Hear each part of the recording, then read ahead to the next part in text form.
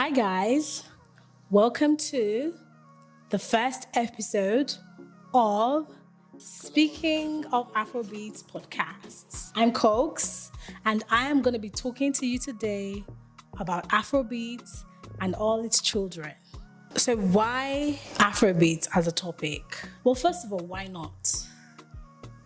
And then second of all, Afrobeats is in its prime right now. And us as listeners, we're part of the position and where Afrobeats is at the moment. Our music is so deep, it's so never ending. The way that it can evolve, the way that it can change. Like Afrobeats and all the variations of what it has been since the beginning of Afrobeat is proof that our music is just as resilient as we are as people.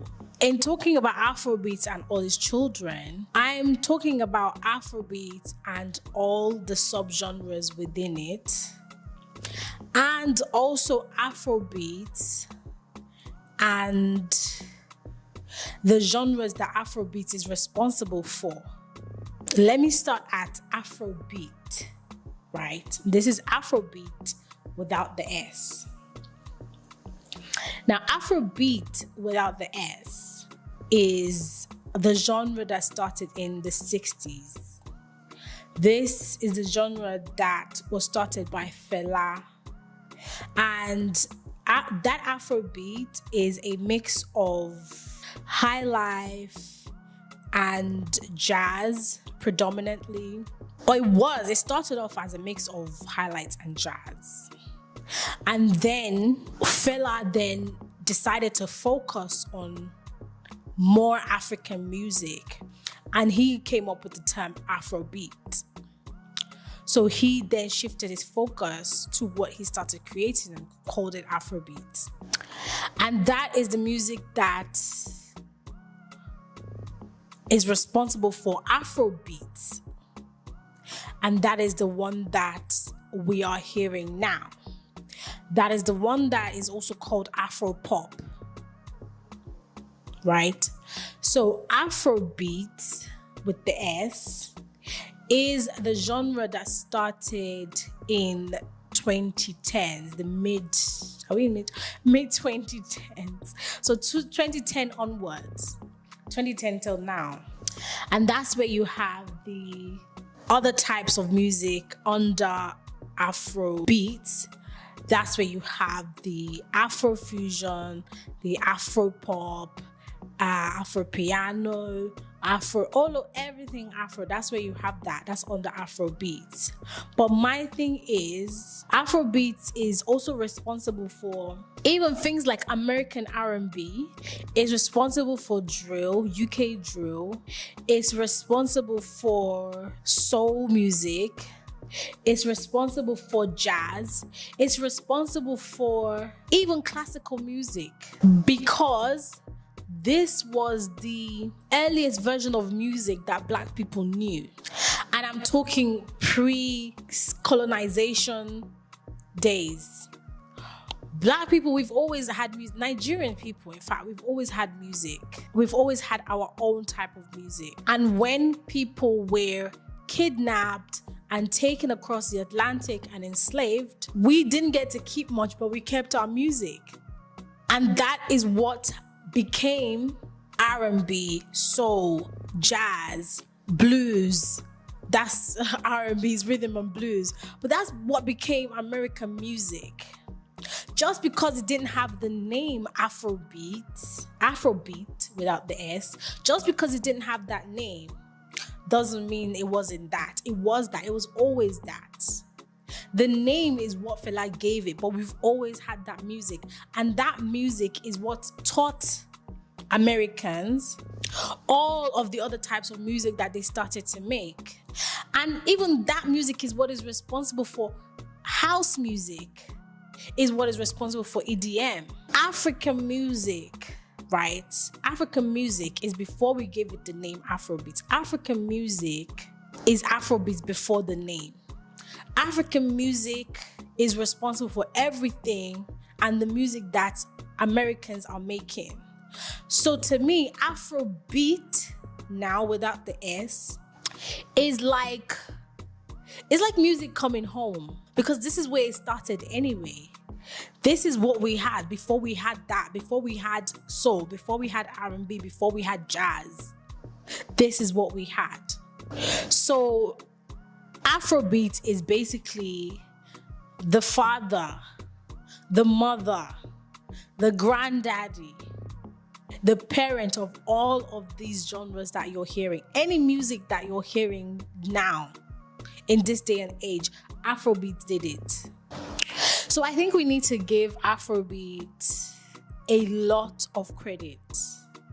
And that's why now I'm really happy about American artists tapping back into Afrobeat sound, because to me it's a way for them to reconnect, because it was always there within them. It's basically them reconnecting with something that was always theirs. So I see Afrobeats music as the genesis for a renaissance, a rediscovery of ourselves as Black people. I see Afrobeats as a way for us to hold on to joy, because that is what we are, Nigerians. That's what we use music for. And that's what we've always used music for as Black people, actually. Because we know there's recorded in history where Black people are on the fields harvesting cotton, and what are they doing? They're singing. We're singing hymns, we're singing songs.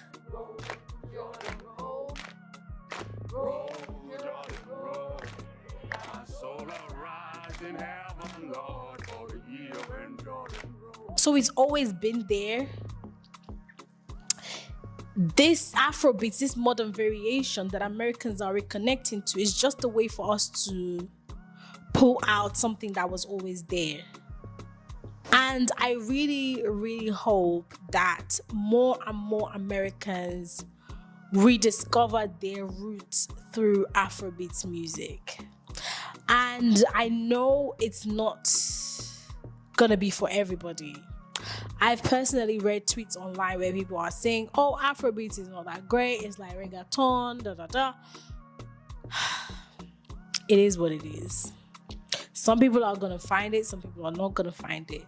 But for the people that want to find their roots, it's there. Afrobeats music is powerful. It's the reason why there is music in the first place. I hope that more and more Nigerian people connect back with their roots through Afrobeats music. I hope that more and more African American Black people connect back with their roots through Afrobeats music. And I really am really excited to see where Afrobeats goes and how far it really reaches. I'm a little bit nervous as well, because sometimes growth means that things change and it becomes almost unrecognizable. But in this case, I'm gonna hope for the best and just know that anything that happens is meant to happen. I'm really excited for Afrobeats as a genre. Next episode, I'm not sure what my next topic is going to be yet, but I'm actually excited to bring on a guest. I'm going to bring on a guest and we're going to actually have a conversation about Afrobeats music. I've enjoyed talking about this, about Afrobeats music and everything that it's responsible for. The first season of, speaking of Afrobeats, this is my second season, technically. Well, not technically, it is the second season, but it's the first season as well. So I'm always like, do I say, is it the second season, is it the first season? Anyways, I'm sure you guys know what I'm talking about. This is the second season of the podcast, but it's the first season of it being, speaking of Afrobeats, I'm being very focused on Afrobeats. Yeah, so I can't wait to bring you guys my next topic. I'm going to Once I know what it's about, I'll announce it and I'll let you guys know what I'm going to be speaking about on the next topic. But this one is about Afrobeats and all its children. That is Afrobeats and all the genres. Why did I have it so close to my mouth the whole time? It doesn't need to be. Oh my God. So this episode is about Afrobeats and all the genres that it's responsible for. I love the word genre. Anyway, this is about Afrobeats and all the genres that it's responsible for. I feel so fancy saying that word, genre. The classical music thing, I need to come back on it because I really feel like there's a connection there. I need to explore that. It makes sense. I can't see it yet and I need to go explore it. But I'm very sure there's a connection there. That angle, I need to know what that angle is. But yes, let me know what you think of this topic, what you think. Do you really think, or if you can figure out what the connection is between Afrobeats and classical music, then I would love to hear that angle because I haven't figured it out yet. Maybe there's somebody out there that has figured it out. I would love to hear if there's any listeners that know what the angle is. I would love to hear it. Or if you even think there's nothing there, let me know either way. I'm looking forward to hearing that. But yeah, I'm super excited I'm happy to be here. I'm thankful that I'm able to do this. I'm happy. I'm excited. Thank you guys for listening. If you are listening for the first time, thanks for joining.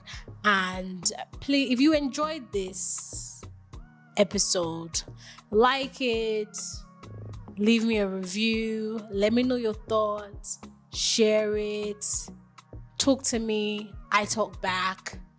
And yeah, we'll have a nice conversation about Afrobeats music. So until next time, I'm Cokes, and this is the Speaking of Afrobeats podcast. Bye, guys.